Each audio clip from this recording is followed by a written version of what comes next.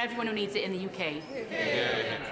I thank the Honourable Lady for raising that. That's something that I'd be very happy to meet with her to discuss in due course. She will know I've only returned to the role for a few hours, so I don't have a full answer for her, but I'm very happy to work with her on the issue. Richards. Mr. Speaker, what is the Secretary of State's response to the allegations made yesterday following her appointment by Ben Cohen of Pink News? Mr. Speaker, if I may, I know everyone wants to start PMQs very quickly, so please forgive me if my answer is a tad longer than it ordinarily would be. I'm afraid that this particular individual is someone who uses Twitter as a tool for defamation. He has even sued people in this House, like the Honourable Member for Edinburgh West. And I think what is, he's been sued by, pardon me, the Honourable Member for Edinburgh West. What I would like to say, Mr. Speaker, as we do begin a new era of equalities, is that the Equality Act is a shield, not a sword. It is there to protect people of all characteristics, whether they're young or old, male or female, black or white, gay or straight. We are running a compassionate equality strategy, and we should not be distracted by people who use Twitter as a way to insult or accuse members of Parliament. Before we come to Prime Minister's questions, I'd like to point out the British Sign Language interpretation of proceedings is available to watch on Parliament Live TV. We start with questions to Prime Minister. In welcoming the Prime Minister, I call Dr. Alan Whitehead.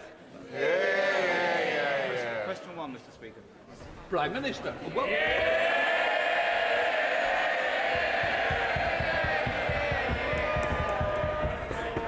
Mr. Speaker, Can I just say, don't damage the furniture. Cheer him by all means, but don't damage. Come on. Mr. Speaker, this morning I had meetings with ministerial colleagues and others. In addition to my duties in this House, I shall have further such meetings later today. I'd like to congratulate the Prime Minister on his new post, and indeed as being the first Prime Minister of a South Asian heritage, which will be a cause of great pride among many of my constituents. I also have some pride in welcoming a fellow Saints Southampton supporter into number 10. During his prime ministerial campaigns, the last prime ministerial campaign he ran, he pledged to prohibit any development of onshore wind, which is now the cheapest form of power available to us in the country. Now he is Prime Minister. Will he change his mind on that point? Prime Minister. Well, Mr. Speaker, I thank the honourable gentleman for his kind words and look forward to seeing him at St Mary's. Although I know my friend, the Leader of the House, may have something to say about our love of saints. Look, when it comes to energy policy, I stick by what we said in our manifesto, Mr. Speaker. The important thing is, though, to focus on our long-term energy security. That means more renewables, more offshore wind, and indeed more nuclear. That's what this government will deliver. I'm surprised, Mr. Speaker, to be asking a question, and I know you're shocked, Mr. Speaker, too, because I know that you, like many people, thought I would have already been offered a ministerial post.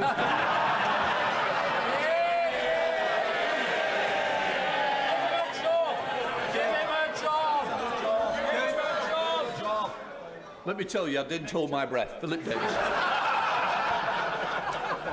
Go figure, as Joe Biden might say.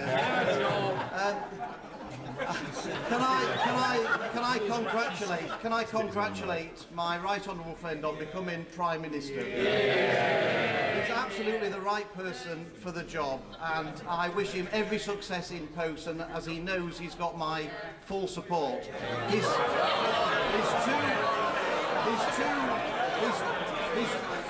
two immediate predecessors made levelling up a key part of their agenda.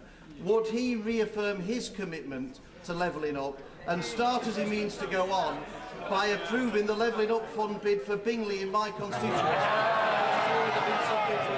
Well, I'm grateful to my honourable friend for his warm remarks. I can confirm he must be the only person, Mr. Speaker, who texted me to say that he did not want a job in the last 24 hours. but I can give him my cast-iron commitment to levelling up, particularly in Yorkshire, which he and I share. Obviously, he'll know I can't comment on individual bids, but by the end of the year, an announcement is expected on the success, and I wish him every luck with that. Let's come to the Leader of the Opposition, Keir Starmer. Thank you, Mr. Speaker, and may I welcome the Prime Minister. The first British Asian Prime Minister is a significant moment in our national story. And it's a reminder that for all the challenges we face as a country, Britain is a place where people of all races and all beliefs can fulfil their dreams. That's not true in every country, and many didn't think that they would live to see the day when it would be true here. It's part of what makes us all so proud to be British.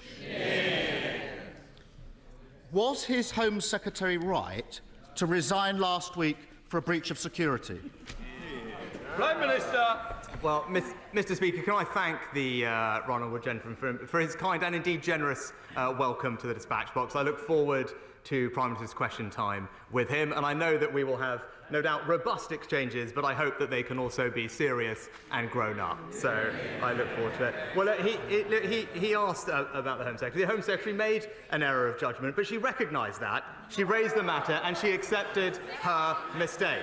And that's why I was delighted to welcome back into a united cabinet that brings experience and stability to the heart of government. And let me tell you, Mr. Speaker, what the Home Secretary will be focused on. She'll be focused on cracking down on criminals, on defending our borders, while the party opposite remains soft on crime and in favour of unlimited immigration. Mr. Speaker, yesterday the Prime Minister stood on the steps of Downing Street and promised integrity, professionalism and accountability. But then, with his first act, he appointed a Home Secretary who was sacked by his predecessor a week ago for deliberately pinging around sensitive Home Office documents from her personal account. Far from soft on crime, I ran the Crown Prosecution Service for 5 years. I worked with Home Secretaries to take on terrorists and serious organised crime. And I know firsthand how important it is that we have a Home Secretary whose integrity and professionalism are beyond question. So, have officials raised concerns about his decision to appoint her?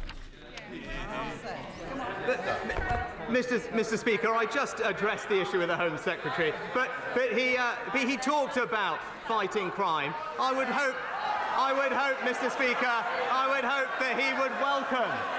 I would hope that as we look forward, he would welcome the news today that there are over 15,000 new police officers on our street. And the Home Secretary will be supporting them to tackle burglaries.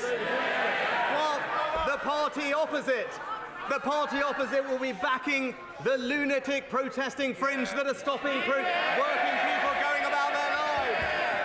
Keir Starmer. Well, Mr. Speaker, I listened carefully. That was clearly not a no. We can all see what's happened here. He's so weak, he's done a grubby deal, trading national security because he was scared to lose another leadership election. There's a new Tory at the top, but as always with them, party first, country second.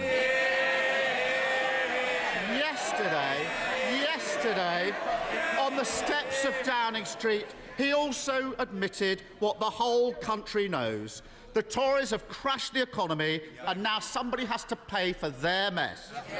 I say it shouldn't be working people who've been hammered time and again by this lot, but those with the broadest shoulders must step up. Does he agree? No. Well, Mr. Speaker, the honourable gentleman talked about party first and country second. Perhaps he could explain to us why it was a few years ago he was supporting the member for Islington North.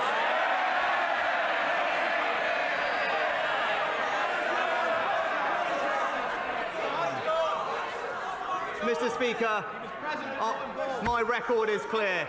when times are difficult in this country, I will always protect the most vulnerable. That is the values of our compassionate party. We did it in COVID and we will do that again. Mr. Speaker, he says he'll protect the most vulnerable. Let's test that. The government currently allows very rich people to live here but register abroad for tax purposes. I don't need to explain to the Prime Minister how non-dom status works. He already knows all about that. It costs the Treasury £3.2 billion every year. Why doesn't he put his money where his mouth is and get rid of it? Well, Mr. Speaker, I have been honest. We will have to take difficult decisions to restore economic stability and confidence. And my honourable friend, the Chancellor, will set that out in an autumn statement in just a few weeks. But what I can say, as we did during COVID, we will always protect the most vulnerable. We will do this in a fair way. But what I can say, I am glad, Mr. Speaker, that the party opposite, the honourable gentleman, has finally realised that spending does need to be paid for. It is a novel concept for the party opposite.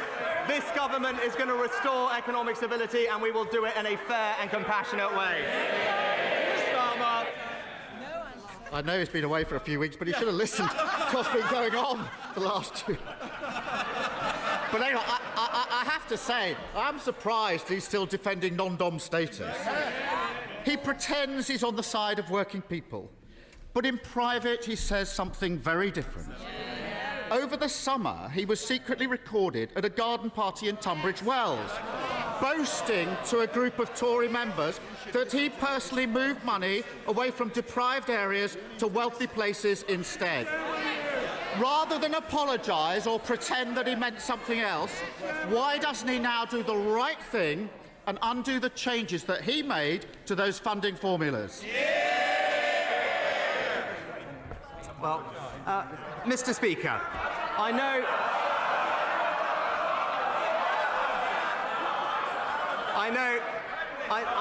know the right honourable gentleman rarely leaves North London. But if he does, he will know that there are deprived areas in our rural communities, in our coastal communities, and across the south, and this government will relentlessly support them because we are a government that will deliver for people across the United Kingdom. But Mr. Speaker, he mentioned the last few weeks. I am the first to admit that mistakes were made, and that's the reason I am standing here. But that is the difference between him and me. This summer, I was being honest about the difficulties that we were facing. But when he ran for leader, he promised his party he would borrow billions and billions of pounds. I told the truth for the good of the country. He told his party what it wanted to hear. Leadership is not selling fairy tales. It is confronting challenges, and that is the leadership the British people will get from this government. Mr. Speaker, I think everyone should watch the video and make their own minds up. In public, he claims he wants to level up the north, but then he boasts about trying to funnel vital investment away from deprived areas. He says one thing and does another. But they're shouting. They're not my words. They're not my words. They're the words of the former chair of the Tory party, sacked yesterday for telling the truth about the Prime Minister. Even his own side know he's not on the side of working people. That's why the only time he ran in a competitive election, he got trounced by the former Prime Minister, who herself got beaten by a lettuce. So why doesn't he put it to the test, let working people have their say and call a general election?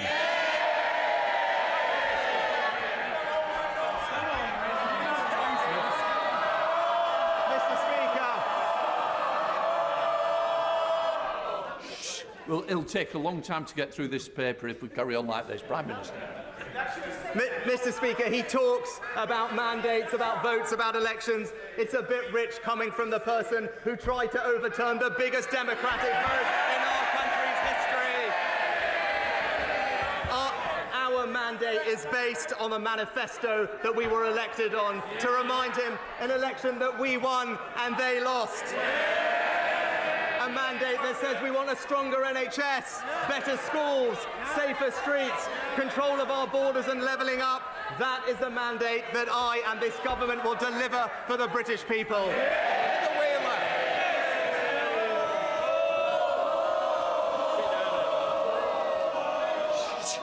There's not even answer questions. You want more? Come on, Heather. Thank you very much, Mr. Speaker. I'd like to congratulate my right honourable friend and new Prime Minister, and also to thank our previous Prime Minister for the straightforward way she has handled her resignation, and I wish her and her family well for the future. Would my right honourable friend please use this, his first appearance of the dispatch box, to make it clear to the British Medical Council and the British Dental Association that, as well as training, more training spaces opening up, that they must allow new doctors and dentists to work in the UK so that the good people of South Derbyshire can get treatment on the NHS? Well, I thank my honourable friend for her question. She's absolutely right. I'm pleased that there are 3,500 more doctors and over 9,000 more nurses working this year than last. But she's right, and we are working to simplify the registration for dentists in particular that are not trained here to practice here, and that's how we'll help deliver a long-term workforce plan for the NHS and ensure everyone can get the care they need. Let's come to the leader of the SNP, Ian Blackford.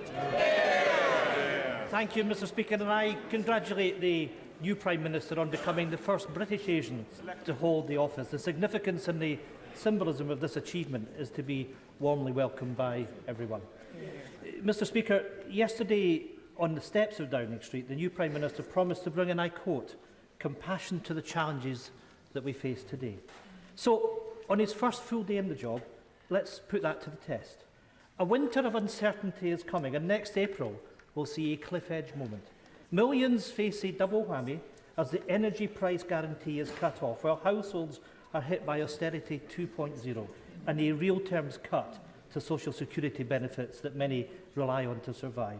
If people are actually to trust the new Prime Minister's words about compassion, will he today reassure people and guarantee that benefits will rise in line with inflation in his upcoming budget? Well, Mr. Speaker, I thank the right honourable gentleman for his, again, kind remarks. And what I can tell him is my record on this is clear. Through the difficult times that we faced in this country through COVID, I always acted in a way to protect the most vulnerable. That's because it is the right thing to do, and those are the values of our compassionate party. And I can absolutely reassure him and give him that commitment that we will continue to act like that in the weeks ahead. Ian Blackford. Well, Mr. Speaker, let's test that, because as Chancellor, the Prime Minister slashed universal credit and presided over the worst levels. Well, you know, for the hard of hearing on the Tory side, I might remind them that universal credit was cut by £20 a week and presided over the worst levels of poverty in North West Europe. So I hope that he has learned from his mistakes and guarantees that benefits will rise in line with inflation. But speaking of mistakes, yesterday the Prime Minister appointed a Home Secretary who was forced to resign only last week for breaching the ministerial code, and who boasted that she dreamed of sending vulnerable asylum seekers to Rwanda. We all know why he appointed her, a sleazy backroom deal to shore up his own position.